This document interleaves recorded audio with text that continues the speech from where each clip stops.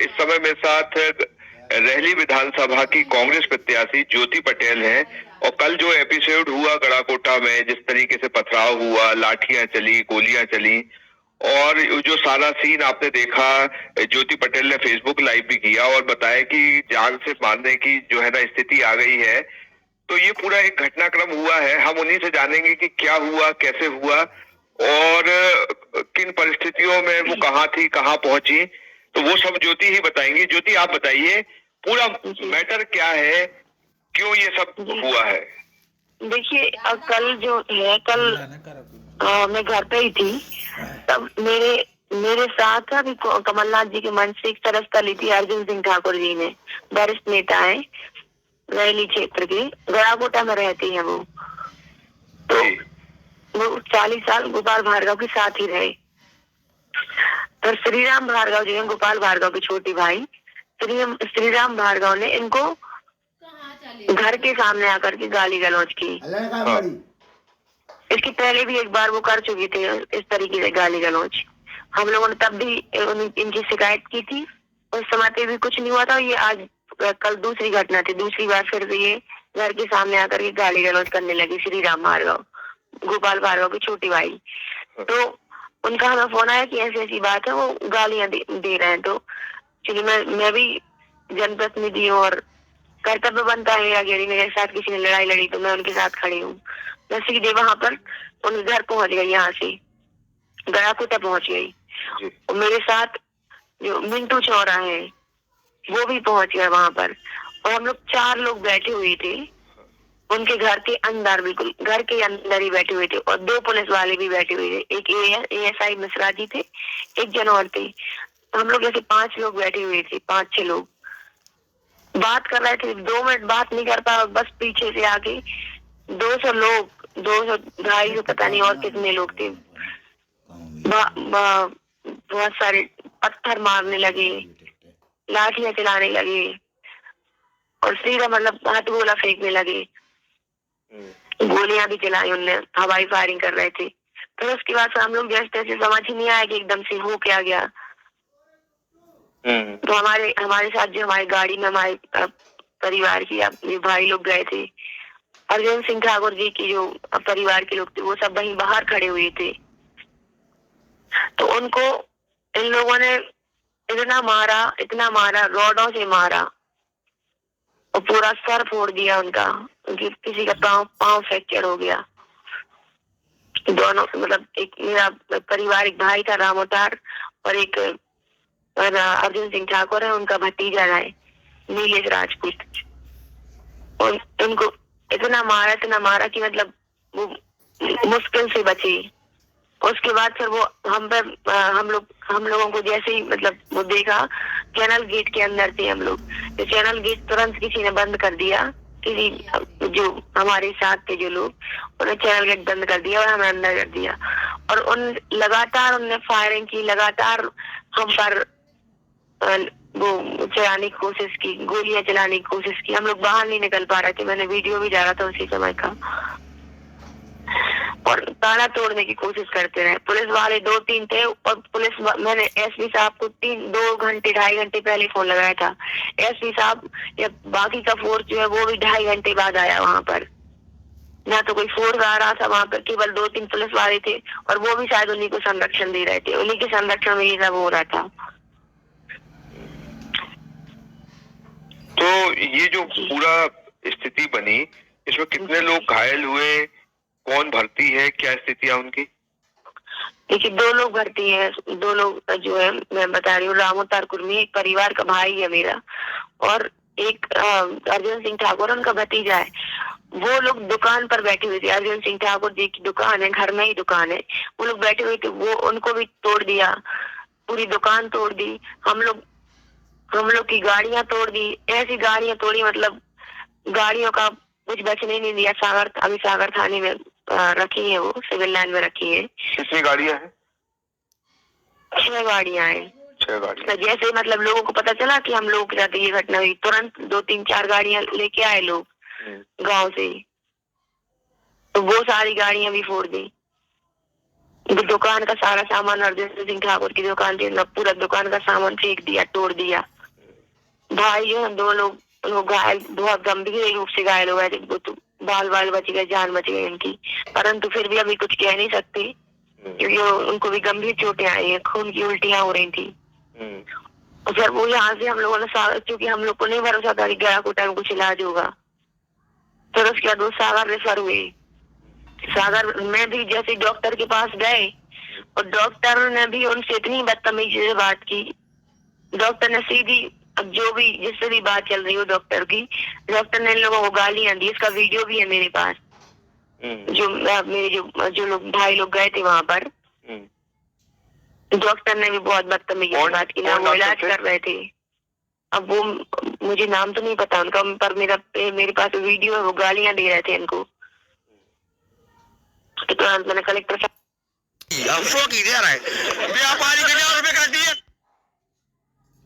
Doctor ने इन लोगों को गालियां दी। इसका वीडियो भी है मेरे पास। मेरे जो लोग भाई लोग गए थे वहां पर, डॉक्टर ने भी बहुत बदतमीजी से बात की ना। वो इलाज कर रहे थे। अब वो मुझे नाम तो नहीं पता उनका, पर मेरे पास वीडियो है। वो गालियां दे रहे थे इनको।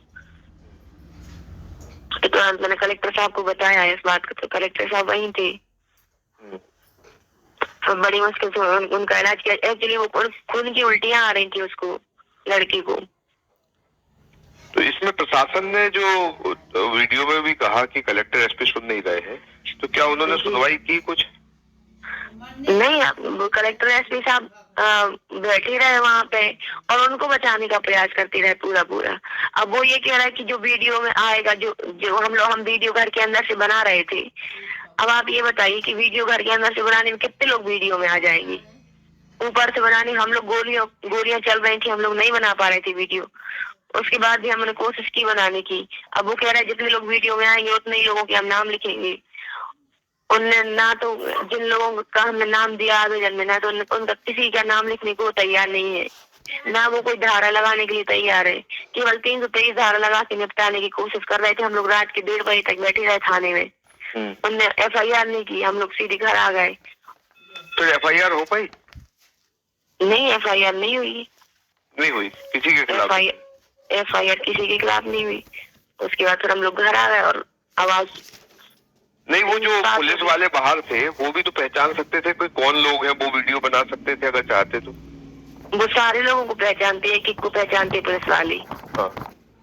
पर पुलिस वालों के संरक्षण में ही हुआ। पुलिस वाले खुद ही चाहते हैं कि ये सब हो, और पुलिस वाले केवल फॉर्मेलिटी करते रहे उनको रोकने की। और वो लोग उन लोग को मारते रहे, भाई लोगों को मारते रहे।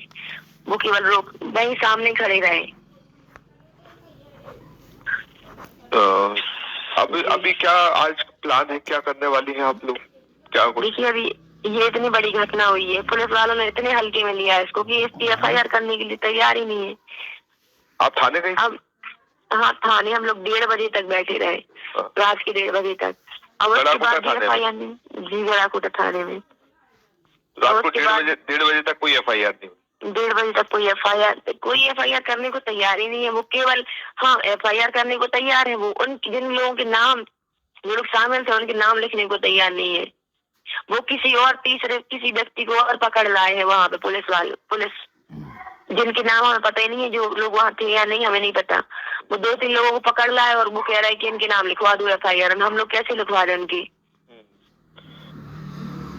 तो आज हम लोग जो आपने आरोप भी लगाए उसमें, जो आपने फेसबुक लाइव किया उसमें गोपाल भार्गव पे आरोप लगाए हैं आपने जी, जो कि कैबिनेट मंत्री भी हैं और अभी आपके सामने चुनाव भी था, तो आप लोग आमने सामने भी थे, तो ये उन पे आरोप क्यों लगाए आपने?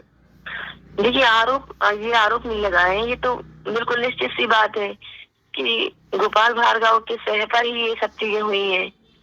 जो लोग वहां पर मारने के लिए आए थे, हमारा उनसे कोई लेना देना नहीं था, हमारा कोई कनेक्शन नहीं था। श्रीराम भार्गव आए, श्रीराम भार्गव ने गाली गलौज करी और सारे लोग जितने मंत्री जी के इर्द गिर्द है, वो सारे लोग उसमें सम्मिलित थे। अभिषेक भार्गव, कुश भार्गव, श्रीराम भार्गव, सारे लोग वहीं थे। यदि आप चाहें तो मैंने उनसे कहा कि आप CCTV कैमरा निकलवाइए, CCTV कैमरे की फुटेज निकलवाइए जहाँ जहाँ कैमरे लगे हुए हैं। नगर पालिका के कैमरे लगे हुए हैं।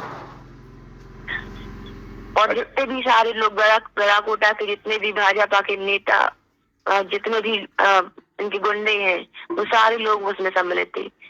बाद में जो आसपास के मोहल्ले के लोग थे, उन लोगों से हम लोगों ने पहचान कराई। जो कुछ लोगों को हम पहचान पाए, कुछ लोगों उनसे पहचान कराई। कुछ लोग वीडियो में समझ आ रहे थे, परंतु वो किसी का नाम लिखने को तैयार नहीं है। क्या ज्योति, ये स्वस्थ लोकतंत्र है? क्या आपको चुनाव के दौरान धमकियां मिली? लेकिन लगातार ऐसा होता रहा, लगातार धमकियां मिलती रही, लगातार हमें डराया जाता रहा कि आप गड़ाकोटा नहीं आ पाओगे, गड़ाकोटा नहीं आ पाओगे। परंतु हम तो डटे रह गए कि लोकतंत्र है, ये चुनाव लड़ना हमारा अधिकार था। और जो 17 दिसंबर को मतदान हुआ, वो भी गड़ाकोटा में टोटल फर्जी मतदान हुआ। उसका भी विरोध करते रहे हम लोग। एसपी साहब, कलेक्टर साहब भी आए, शायद आप सबने देखा होगा। उस समय भी एसपी साहब ने खुद कुछ नकली वोटर्स को पकड़ा था, सामने ही पकड़ा था। बिना आधार कार्ड के वोट डाले जा रहे थे। ऐसे सैकड़ों वोटर्स को एसपी और कलेक्टर ने पकड़ा था। तो हम लोगों ने फर्जी मतदान रोकने की कोशिश की। तो सारे लोग जो थे, भाजपा के जो लोग थे, वो चिढ़ गए थे कि ये लोग कैसे रोक सकते हैं फर्जी मतदान। तो 18 तारीख को जैसे ये हुआ, 18 तारीख को ने ये सब घटना कर दी। मतलब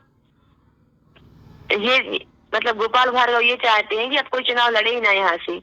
इस तरीके से उन्होंने कल डराया लोगों को, इस तरीके से धमकाया लोगों को। पूरे गड़ाकोटा में मतलब उन्होंने सनसनी मचा दी। पूरे गड़ाकोटा डर गया, दहल गया बिल्कुल। और हम लोगों तो यदि वो ताला नहीं लगाते चैनल गेट में, तो शायद ही हम लोग बच पाते। और यदि हम लोग अंदर नहीं बैठे होते, बाहर ही खड़े होते, तो हम लोग आज आपसे बात नहीं कर पाते। आज मैं झूठ नहीं बोल रही हूँ, सच में मर जाते हम लोग, सारे लोग मर जाते। जो 4-5 लोग बैठे हुए थे वहाँ पर। आपने इस बात की सूचना ऊपर आपने मतलब जो वरिष्ठ नेता है उनको किस किस से बात की, क्या बोला उन्होंने? जी बिल्कुल, सब सूचना तो मैंने नहीं, जैसे मैंने लाइव किया तुरंत ही हमारे पास राजा साहब दिग्विजय सिंह जी का फोन आया और फिर उन्होंने उनसे बात करी। एसपी साहब से, कलेक्टर साहब से बात करी। अब एसपी साहब, कलेक्टर साहब आए तो, परंतु वो FIR करने को तैयार ही नहीं है। अब फिर उसके बाद राजा साहब कह रहे थे कि यदि FIR नहीं करते हैं तो फिर मैं खुद ही आना पड़ेगा मुझे। तो हो सकता है कि राजा साहब आ जाए। आज आप लोग कुछ करेंगे, प्रोटेस्ट वगैरह?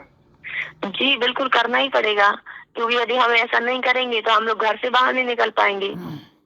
आप ये बताइए कि हम लोग ना कुछ लड़ाई झगड़ा कर रहे थे, उनके पुलिस वालों के साथ ही बैठे हुए थे, शांतिपूर्वक बात कर रहे थे कि श्री राम भार्गव ने ऐसा किया तो क्या करना चाहिए।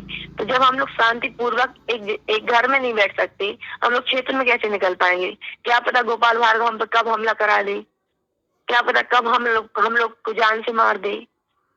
तो प्रोटेस्ट तो करना पड़ेगा। और जब हम सुरक्षित नहीं है, जब हम कांग्रेस की प्रत्याशी है, तो बाकी जो हमारे क्षेत्र की जनता है वो सुरक्षित कैसे रहेगी?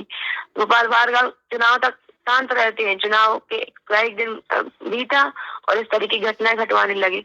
ये केवल एक घटना नहीं है, हर गांव में जितने लोगों ने कांग्रेस को वोट दी है, भाजपा के लोगों ने परेशान कर रहे हैं। उसी की FIR कराने के लिए हम लोग रहरी थाना जा रहे थे और गड़ाकोटा थाना जा रहे थे। चाहे बगरौन हो, चाहे बगरौन गांव में भी कुछ अहिरवार समाज के लोगों को परेशान किया जा रहा था। खेजरा गांव है, उधर भी कुछ अहिरवार समाज के लोगों को परेशान कर रहे थे। बरघीरा गांव है, उधर भी कुछ लोगों को, जो कांग्रेस के लोग हैं, उनको परेशान किया जा रहा था। तो उसी की FIR करने के लिए हम लोग जा रहे थे, तभी ये सारी घटना हो गई। एक आखिरी सवाल है कि जैसे जीवन पटेल जो है उन्होंने कहा कि ट्रैक्टर चढ़ा देता जी, तो क्या इस तरीके के बयान ठीक है?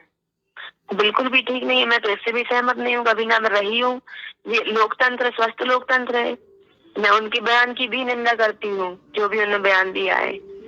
और इस तरीके से होना ही नहीं चाहिए, चाहे वो कांग्रेस पार्टी का कोई नेता हो या भाजपा का नेता हो। बिल्कुल सही बात है। और ना, ये जो कल गोपाल भार्गव के द्वारा किया गया, ये तो अमानवीय कृत्य है। और ये उनकी बौखलाहट है कि जिस तरीके से उन्होंने एक लड़की का विरोध नहीं झेल पाए, वो मिंटू चौरा जो उनके साथ रहे, उनका विरोध नहीं झेल पाए और उन्होंने इस तरीके की घटना को अंजाम दे दिया। जी, एक आखिरी सवाल और बचता है कि दीपू भार्गव ने एक बयान जारी किया कि जैसे ही कांग्रेस जीतेगी वो गोपाल भार्गव की हत्या करवा देगी। इस बयान से आप कितनी सहमत हैं?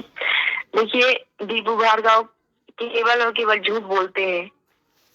किसने किसकी हत्या करवाई है तो कल सबने देखा, लाइव में देखा किसने किसकी हत्या करवाने की कोशिश करी। आप हमारे ऊपर हमले चल रहे थे, हमारे ऊपर गोलियां चल रही थी और आप वही अस्पताल के अड्डे पे खड़े होकर के आप भीड़ को पहुंचाने का, इकट्ठा करने का काम कर रहे थे और आप खुश हो रहे थे। मतलब ये कितना अमानवीय कृत्य है। आपने ऐसे हजारों की संख्या में पूरे नगर में लोग लगा दिए हम लोगों को मारने के लिए। जगह जगह पर, चौराहों चौराहों पर लोग लगा दिए कि ये लोग कहीं से निकल ना पाए। आपने पूरे क्षेत्र से, आपने जहाँ जहाँ पे आपके गुंडे थे, जहाँ जहाँ पे आपके लोग थे, सारे लोगों को आपने गड़ाकोटा नगर में बुलाना शुरू कर दिया था। इस तरीके का ये कृत्य है और आप झूठ बोल रहे हैं कि हम लोग हत्या करवाएंगे। आपको शर्म नहीं आती है ऐसा कहने में? पूरे लोग गवाह हैं। कल पूरे गांव में लोग इकट्ठे हुए, हर गांव में हजारों लोग इकट्ठे हो गए थे, परंतु हम लोगों ने, सारे लोगों ने मना कर दिया। यदि हम लोग कल मना नहीं करते तो 50,000 लोग गड़ाकोटा में आ जाते। फिर गड़ाकोटा में क्या हाल होता? वो तो गोपाल भार्गव इतनी घटिया हरकत की है कल उन्होंने, उसका जवाब तो उन्हें मैं दूंगी। उसका जवाब ये आप उन जैसे जो भी भीड़ थी तो एकदम सीधा आरोप कैसे लगा सकते हैं? देखिए, हमारा तो कोई लेना देना था नहीं। श्रीराम भार्गव साथ में थे, श्रीराम भार्गव वहीं थे, अभिषेक भार्गव वहीं थे, कुश भार्गव वहीं थे, तो और किस पे आरोप लगाए? अब अपनी सुरक्षा के लिए क्या करेंगी? मतलब अब 3 तारीख तक जो वोटिंग आएगी उस तक आप जो स्थितियां बनी है उसके बाद सुरक्षा के लिए कुछ मांग करेंगी, क्या करेंगी? देखिए, पुलिस ने कुछ सुरक्षा तो दी है, परंतु जिसको मारना होगा तो वो सुरक्षा भी क्या कर लेगी।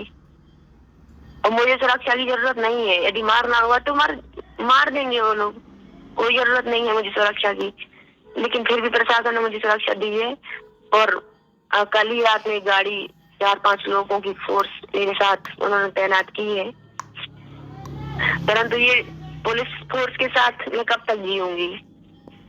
वो पुलिस फोर्स का सहारा लेकर कब तक रहूंगी? मैं जिस तरीके से निष्पक्ष, जिस तरीके से यहाँ पर स्वतंत्र होकर रहती थी, मैं तो स्वतंत्र होकर रह नहीं पाऊंगी जब तक गोपाल भार्गव को अपने जो उन्होंने कर्म किया उनका जवाब नहीं मिलेगा। तो आज सारे लोग धरना देंगे और जब तक उन पर 307 का केस दर्ज नहीं होता तब तक हम लोग बैठे रहेंगे धरने पर।